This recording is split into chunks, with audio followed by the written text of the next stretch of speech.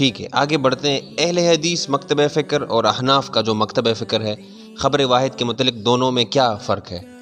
اہل حدیث اس میں ذرا افراد سے کام لیتے ہیں، وہ عقیدے میں خبر واحد کو بھی لیتے ہیں۔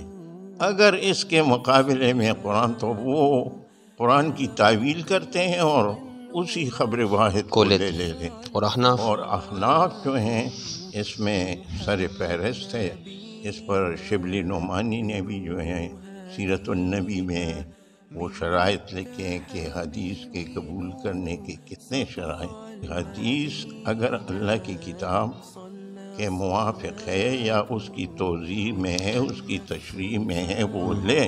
اصل ماخذ اللہ کی کتاب۔ آپ کو نہیں لگتا؟ میرا مطالعہ تو یہ بتاتا ہے کہ اہل حدیث مکتبہ فکر جو ہمارا ہے وہ حدیثوں کو قبول کرنے میں بڑا لچک دکھاتا ہے، جبکہ احناف کا کیا اصول جو ہیں بڑے سخت ہیں، علتوں کو دیکھتے ہیں۔ کیا یہ بات صحیح ہے؟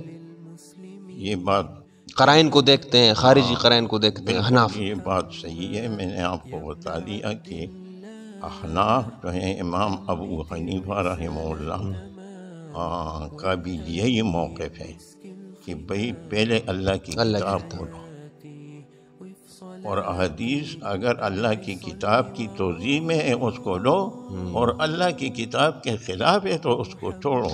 احناف یہ متاخرین احناف بھی اہل حدیثوں جیسے ہو گئے۔ یہ بڑی اہم بات ہے، یعنی اپنی اصولوں کو انہوں نے چھوڑ دیا، اپنے اصولوں کو جو ہے وہ چھوڑ دیا۔ اصول فقہ کی کتابیں جو لکھی گئی ہیں تو اس کے بھی یہ خلاف جاتے ہیں۔